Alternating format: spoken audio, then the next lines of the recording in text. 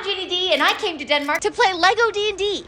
Hang on, that means nothing without context. Let's rewind a little. So, the contract is signed, it's official. I'm going to Denmark for a collaboration between Dungeons & Dragons and the LEGO Group. When my agent first told me about this, I did not think that it was gonna happen. I thought I was on like the long list, not the short list. I was like, well, it's cool that I'm being considered, but there's no way I'm gonna end up at that table. Who knows, maybe I was on the long list and everybody else said no. But who would say no to this? We have a session 0 call coming up, so I'm really excited to meet everybody. I already know Anjali Bhamani a little. She's gonna be the dungeon master. As for the other players, Luis Carrazzo and I are like online acquaintances. Like we have friends in common, but we haven't interacted one-on-one. And then the other 2 players are Jordan Scott, who works for the LEGO Group. He's on the LEGO Ideas team, and Lucas Bolt, who is the fan who designed the original version of the D&D LEGO set that they're actually making. And now I gotta go buy plane tickets to freaking Denmark.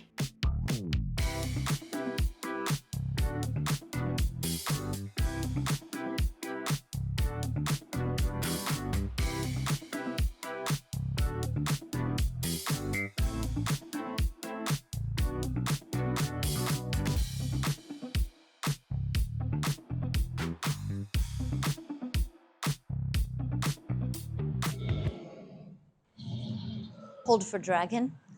Holding for dragon. After more than 20 hours of travel, we have finally arrived in Billund, Denmark. It's a super small town, best known as the birthplace of the LEGO Group. So we are staying here at Hotel Legoland, and let's go on in.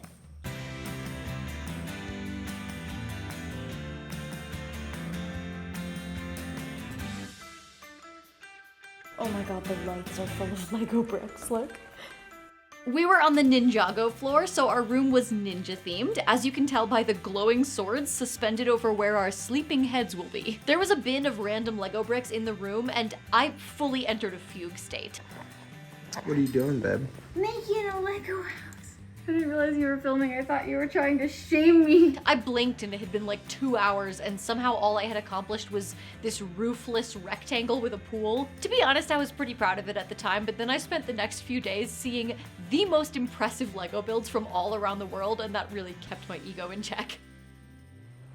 I'm nervous, of course, because I always get nervous before live play games, but this group that we're playing with is just so amazing. You're gonna love every single one of the players. I have no idea what to expect from this game, other than I know it's going to be a ton of fun. Hello! We just arrived at the LEGO house, and we're going to play our D&D game today. Being involved in a really professional production like this is super weird for me because I'm used to doing everything myself, just alone in the basement doing all the jobs. When I'm not the one doing hair and makeup and doing setup and lighting and camera stuff, I have no idea what to do with myself. It's super normal for a production like this to shoot some promotional images, like for social media and the website and stuff like that, but this was 10 times more fun than a normal promo shoot because they had these giant LEGO props. I am so sad that some of these poses didn't end up in the final photo sets. How will the world survive without a photo of me trying to pry a giant LEGO Knight's helmet off of Luis Carrazzo's head? After the promo shoot, we finally got to see the game table for the first time. They were very secretive about it, so we were thoroughly hyped by the time we headed down the stairs into the basement of the LEGO house to see it. And holy crap, it did not disappoint. The game table itself was made completely out of LEGO bricks, and the LEGO team had constructed this incredible one-of-a-kind red dragon DM screen.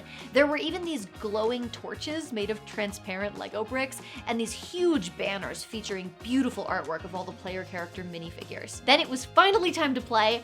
Other than our little online session 0, we had never played together, but we immediately got along so well as a party. All the characters were pre-made, and I was playing an elf wizard. I called her Althea Runespinner, and she's a professor who took a sabbatical to get some practical adventuring experience. Believe it or not, this was Anjali's first time DMing, but you would not know it without being told because she was such a natural. Every single NPC voice she did was instantly my favorite, and she was really good at keeping things moving, which is super important in a one-shot. I could tell you all about how incredible this game was, but why would I when we recorded the whole thing and streamed it last weekend? I'll link to the VOD in the description so you can see it for yourself and have context for such zingy one-liners as "get some spores." Get some spores. We have a few extra days in Billund, so we're gonna explore the town a little. We already got to visit the LEGO campus where the LEGO team works, and it was amazing. I was wanting to quit my job and move to Billund and work for the LEGO group. We also get to visit the LEGO house, which is kind of like an interactive LEGO museum, and something called the LEGO Vault, where they have every single LEGO set ever created. So basically heaven.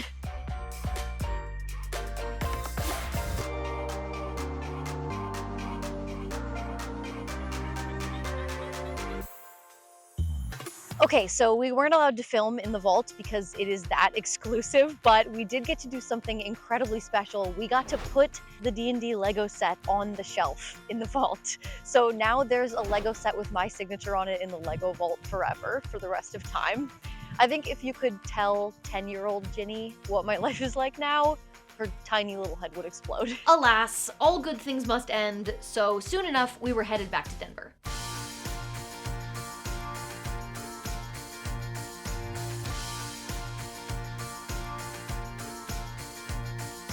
But our adventures weren't over yet because there was something waiting for me. Babe, we just got a huge box from the LEGO group. As one of the first to see the new LEGO Ideas Dungeons & Dragons Red Dragon's Tale set, please find enclosed your own personal copy. In addition, as a token of our excitement, we've created a poster from a moment in one of your previous adventures. We're running from a gelatinous cube! From delving into cursed crypts to battling skeletons just to find a rare ingredient for an exorcism. Do you remember this? When we were getting the grave rot moss? We are also offering your fans the chance to have their Dungeons & Dragons adventure made into digital artwork. All they have to do is share their story on their social media channel with hashtag LEGO D&D. This is the DM's guide for the adventure. I'm so glad they sent me this because I really want to run this. I'm gonna run it first. Let's build! I'm a little intimidated by these pieces. Oh my god, this is the instruction book. Feel how heavy that is. Cinderhowl the Red Dragon. And then number 30 and 31. I have 25. Are you sure that you weren't supposed to use these long guys? I look over there again. I don't want to see you messing around. We have made part of a dragon. It's 9 o'clock. We're gonna finish this up tomorrow.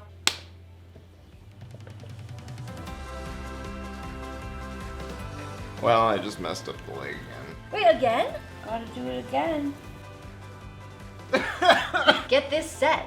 Building the Red Dragon will make a grown man cry. Would you like to place Cinderhowl's head upon her body? I would love to do that. I grant you this honor. Yeah! Pew, pew, pew. Those are the sounds that she makes when she uses her breath weapon. And you only cried once. This took us maybe 3.5 hours, but I think the wildest part is this is just one piece of a truly huge set. There's enough to do that I think this will keep us occupied for like several weeks worth of date nights.